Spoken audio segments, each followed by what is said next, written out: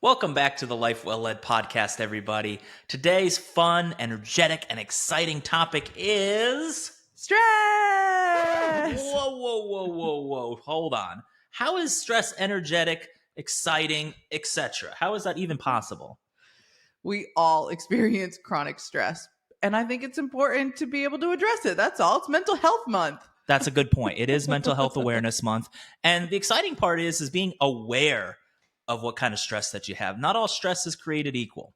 So in that regards, it's not so much, one is greater than the other. It's that one might be more prevalent in your life than another one is. And in order to identify that is to how to mitigate that. So let's hop on into it. What exactly is stress? Stress is our body's response to fight or flight. It creates hormones within us, adrenaline, cortisol, things that help break our body's cells and tissues down to create energy to push us through a stressful situation. We talk about fight or flight all the time with the proverbial bear. Yes. I think a bear needs to be our mascot. I think we talk about him almost every episode. We have to have a bear. The bear is the mascot that we need to have for sure. Yeah, no, everything is not going to be a bear chasing us, right? It's easy to say that in front of us there is a bear, there is a danger. We are physically, in danger. We might, be very scared of that and respond to it emotionally and mentally is off focus. But, that's where fight or flight comes in. Fight, flight, or freeze, actually. But that's not always going to be the case, especially nowadays in the modern society. The bear is not always literally a bear. Yeah. And so I think we get this misconception that we can work well under stress. You've probably met people. You Sure. might be somebody who says, I work really well under pressure. And yeah, that may be great short term. You may get a lot done. The procrastination, those types of things where we constantly feel under stress, it really does kind of help us push through and get over the finish line. But long term, consistent chronic stress drains our levels, impacts our levels of satisfaction and fulfillment in our life, and can have major repercussions on our health. I mean, you think it impacts every single system, whether it's your immune, cardiovascular, digestive, endocrine, reproductive, nervous system. I mean, sleep, and most importantly, probably your mental health just takes such a toll from all of this type of stress. So really, there are 6 different types of stresses. And I think being able to identify where your stress is coming from and how to particularly address that type of stress and combat it in a way that makes you feel more relaxed, less in a state of stress, is going to help you reduce out of that chronic state of stress, lower your cortisol, lower your adrenaline, and really just get it back to a place of, let's just try baseline, neutral. Exactly. Think about it. You have the ability to push through. That's a skill. No question about it that performing under pressure is sometimes a good thing. It's not a long-term solution. There are better motivators than having stress in your life every single day. So with that in mind, let's talk about the 6 types of stress. And now, mind you, these are our categories. We were taught this. We agree with this. If there's other ways to categorize it, great. But this is something that makes it easier for the everyday person to better realize where their stress is coming from and then how to mitigate it. Where do you think we should start with the 6? Probably the one that stands out the most, is the easiest to identify, is physical stress. Yeah, good point. Physical stress is very obvious. It's your physical body is being strained. If you have much of a headache, a backache, any part of your body that is physically injured or physically hurting, or some sort of pain response or response that is not normal to you, that would be under a physical sense of stress. Yeah. So shows up any example? Long times of work without breaks, intense physical labor, working out too hard. These are all examples of when your body may feel physically in pain. Eric, you just said your back hurts, right? And typically those are things that we can identify pretty quickly. Shows up as, fatigue. Mm-hmm. Your health deteriorates, whether that's weight loss, weight gain, like Eric said, headaches, getting sick. Being hungry and not eating is a physical thing too. Yeah. Yes, you have to physically eat food, but it's also a physical stress because your body, and it affects other parts of you too, your focus and clarity. So we'll come up to that in a moment, but physical stress really does manifest itself physically, whether you can like see it or not. You can feel it in your body. I think there's this one that most people, it's kind of like a very common, you got to figure out where it's coming from, but this constant state of tired. I feel Hmm. like everyone around me is always in a constant state of tired, exhausted. I'm exhausted. I'm exhausted. Like everybody's got a lot going on. We're just all in a constant state of exhaustion. We're drinking coffee. We're doing things to combat this. So, this is that physical stress on our bodies. So, some of the things that we can do, the management strategies, if you will, are the things that we typically think of to manage stress. Regular exercise, Yes. adequate rest, going to bed on time. Eating that, don't getting to a point where you're ravenously hungry or missing meals, being able to have that sense of the blood flow and the blood sugars going, And all of that. opposite, the binge eating and some of those, like Right. just a balanced diet, right? That's how you maintain your physical body, and that's how you deal with your physical stress. Exercise, adequate rest, eat a balanced meal. If you need help with that for professionals, go see a nutritionist, go see somebody in physical therapy. Like, this is just baseline stuff. So even something as simple as posture Yeah. when you're sitting, for Chiropractors. yeah, Yeah. chiropractor too. All of that can be a factor in your reducing your physical stress. So if you need a professional help, seek it. What? Mental. Mental? Mental stress. This is really associated with cognitive processes and the functions of the brain. This is not necessarily like mental health in the sense of I feel really bad right Yeah. now, I'm depressed or anxious. This is more about your physical, not your physical sense, but like your literal sense of mental focus, your clarity, your mental vision, if you will, the ability to really keep track of things, Yeah. stay on task. This is where we kind of tie it in. When you don't eat, you physically get hungry, but you're mentally not there. You do get anxious and jittery sometimes, but it also leads to your lack of focus. So mental stress can derive from a bunch of things. It could be your lack of sleep as well. What else would it be? I think this is often associated with this overwhelming workload. Mentally stressed at work, we have too much to do. The tasks or the challenges are too much or too difficult Or not difficult or enough. not difficult enough. Great point. Exactly. Where you get this sense of boredom. So it's this mental exhaustion, really difficult concentrate, or you're just extremely on the opposite side of that scale. Like you're just like absolutely bored with what you're doing. It's not challenging at all, and you feel this sense of like wanting to be more or do more, and that's causing stress. And that can lead to another type of stress too that we'll get to. They're all interconnected. So Yeah. what can you do differently when it comes to identifying mental exhaustion? I think this is where prioritization, to-do lists, task lists come in. Like just being able to organize our thoughts in our mind is really important. I know in a couple of episodes I've mentioned brain dumps, like just getting all the junk drawer out of your brain. Taking breaks. And then on the other end of it, what about mental stimulation? I mean, do things that Yeah. keep you focused, keep you on task, do things that make your brain stimulate, that keep your brain stimulated. Yeah. So if you find yourself doing the repetitive boring tasks all day, switch it up. Do something that actually invigorates your brain, that gives you focus. Maybe if it's Yeah. a crossword puzzle every day that keeps you focused, do a crossword Wordle. puzzle. Yeah, there you go. No, but seriously, anything that keeps you on task and gives you focus. And that's where you identify if your lack of focus is there. What is it that's not giving it? Is it your lack of, desire, or your lack of Motivation. Thank you. The word is motivation. There's a lack of motivation, perhaps, or the other way around is it's just too challenging and it overwhelms you. So I think the next type of stress that is really obvious, but getting a little bit more difficult to diagnose, Yeah. would be emotional stress. Yeah, no, that one's not as easy as the other two for sure. Emotional stress is really figuring out in yourself, like, what are your emotional responses? So, if something is overwhelmingly making you angry, making you sad, making you frustrated, making you feel like you don't have the ability to tackle it, then your emotional stress is triggered. Then that makes it very difficult to then maybe focus. Right. It brings physical sensations in your body. It might lead to a values proposition that you may not like. Emotion is a little bit more difficult in that regard because it's not as easy to throw on the dart onto the target. Well, I also think that we often take our emotions and we downplay them or we blame them on other things. Like, oh, I was really tired and I overreacted, or we try to like downplay and Or and ignore them justify entirely. or ignore our Yeah. emotions entirely, which I think is why sometimes it's more difficult to really identify emotional stress.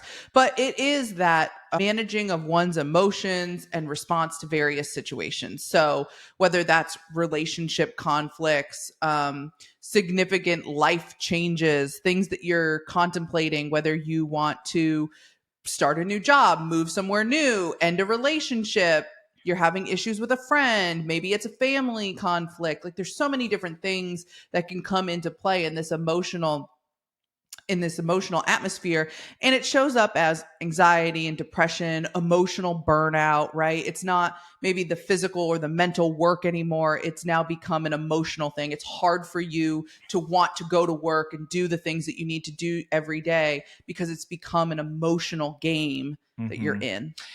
Another way of putting it that I had learned as well, and I think this might apply here, is know your vulnerabilities and Mm, triggers. So when you are getting emotional about it and it is causing you emotional stress and it's leading to all the other exhaustions of stress, finding out what your triggers and things are. It could be any of those relationships you just talked about with other people. It could be as simple as crossing over a bridge or going through a tunnel. Your emotional responses to that are, your vulnerabilities and triggers, and you either avoid them or find ways with a professional to better deal with them so that you can either conquer them or better manage it. So that is a good point. yeah, and I think Eric, you hit the nail on the head with the management strategies on this is really talking, finding somebody that you can confide in, whether it's a professional, whether it's a semi unbiased friend who can give you honest feedback. It's really working through the emotional awareness exercises Yep. so that you are aware of what's going on and how that is creating thoughts and actions within your life, and then building that support system around you in order to overcome some of this emotional burnout. Absolutely. A good coach can do that. And if it's something a bit deeper that you might feel more comfortable with a therapist, and if a coach is good, they would recommend a therapist for something that might go a little bit deeper beyond just the baseline. And it's really something holding you back that would be a good idea as well. Yeah, and journaling is a really good place to start to even try to Absolutely. figure out what you're feeling. Just like putting it out on paper and just having that there, or typing or whatever you're comfortable with, but just kind of getting all the emotions out of your head and out somewhere Hmm. is a good start if you're not ready to take the step to a coach or a therapist or something like that. Absolutely. Think about all of these things that are tying in, though. If you understand that the emotional stress can lead to lack of clarity and focus Right. and the ability to focus, it can lead to physical sensations in the body. So we're kind of getting down the line of what the interconnection is with all of them, but also it's getting a little bit harder and harder to hit the target and identify as well. So Yeah. the next one, where are we going from here? Let's go to social stress because this kind of matches in with some emotional. It's difficult to identify. It's really the stress that arises from relationships with one Yes. another and in social situations. So you often see this with like peer pressure Hmm. or people who are socially isolated. Hmm. You get this with conflict with other people. Is it my fault? Is it their fault? How did what is that interplay? Is this person good for you or bad for you? And that interplay with yourself and the energy and stress. Think about it in a group perspective too. I mean, this happens all the time when you look at it from a managerial perspective or a leadership perspective. Yeah. What is the room that you're walking into? Are they tense and angry? Are they disillusioned and apathetic? Are they highly energetic and engaged? You can feel that when you walk into a room, and somebody who has good emotional intelligence skills, good EQ, has the ability to read that and then ultimately figure out where it goes from there. If it's affecting you, where you realize, wow, I'm in this office full of negative Nancy's, negative Nellies, negative Neds, whatever, that can really be an effect on you. You don't realize that who you are in the room ends up being an adaptation of the rest of the room. In other words, you become what you eat, you become who you are with the rest of the people you surround yourself with, for better or for worse. So that goes both ways. If it's something that's bringing you down, find people to associate with that can bring you up, and vice versa. If you're looking up that way and you're associated with the right people, that can boost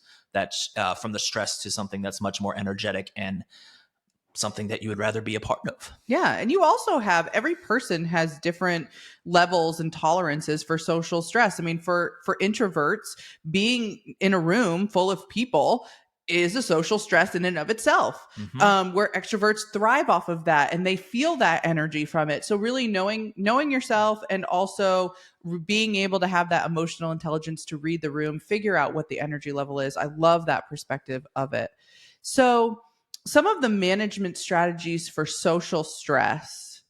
It again is being aware of who you're surrounding yourself with Yeah. an individual in any relationship or a multitude of people. Start being aware of it. Start asking some questions of yourself, even if you journal it a little bit, write it down later, or take note of what is it that this person is doing that's making me feel this way. If you're starting to feel negatively, what is it about them that does that? And have that conversation with them or with yourself, and maybe have that conversation with them. But we can get into that another time where we talk about different choices in a relationship and what you do. That's a really good idea too. Think about that. Are you going to stay in the relationship? Are you going to leave it? If you can even leave it, not many people have the option to leave it. Staying in it and the way that it is not necessarily good for you either. Accepting it for what it is, which is true acceptance of it.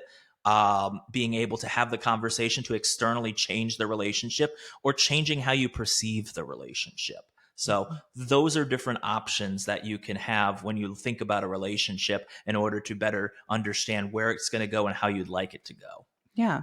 And also just creating that supportive group around you, whether it's one person or multiple people, that the supportive network that you build Mm. and the community and the activities that you participate in will really impact your social stress. Yeah, if you can't, I mean, there's just some people you can't avoid not working with. So mitigate that by having a group of people around you, family, friends, mentors, peers, etc., that will lift you up. So that way you're not necessarily surrounded by people that drain you every single day and make you stressed.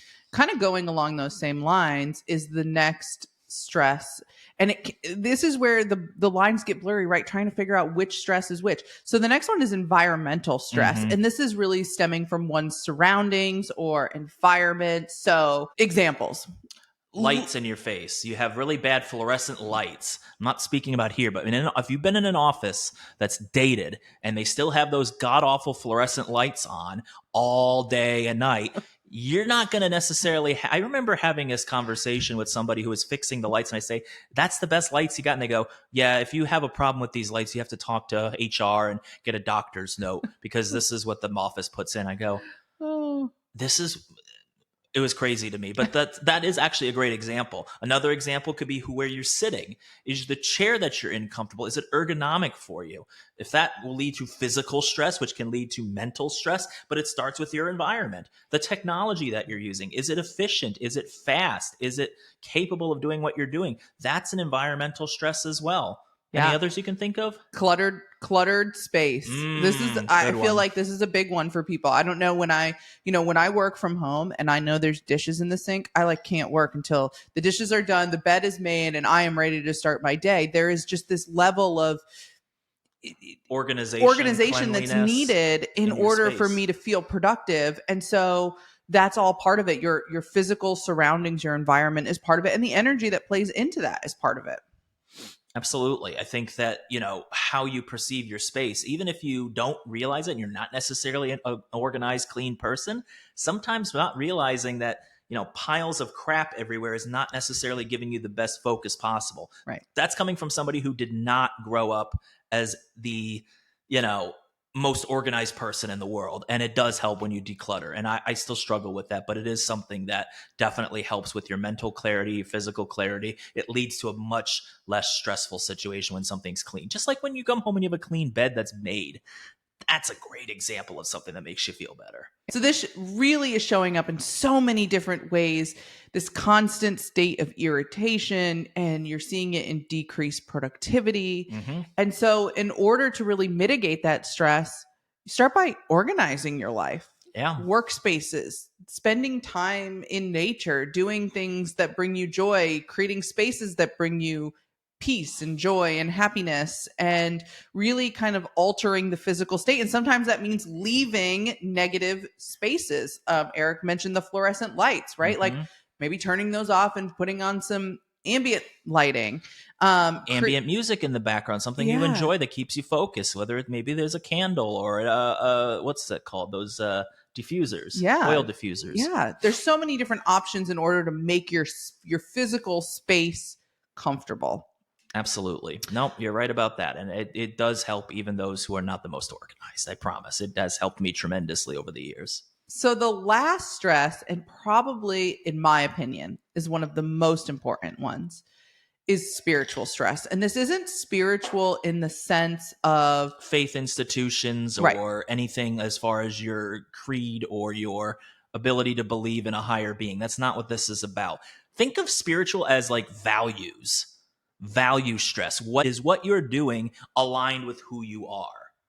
right. That's a big time stressor that people have a very hard time identifying. Somebody who's been through it, it's amazing to realize how much that can affect you even on a state of mental health where you do not feel aligned, makes you feel like you are not living your purpose and makes you feel like a failure. That's an extreme example, but it could be something that you don't realize yet, and see these little signs everywhere to say, you know, is it really difficult for you to get out of bed every day to work?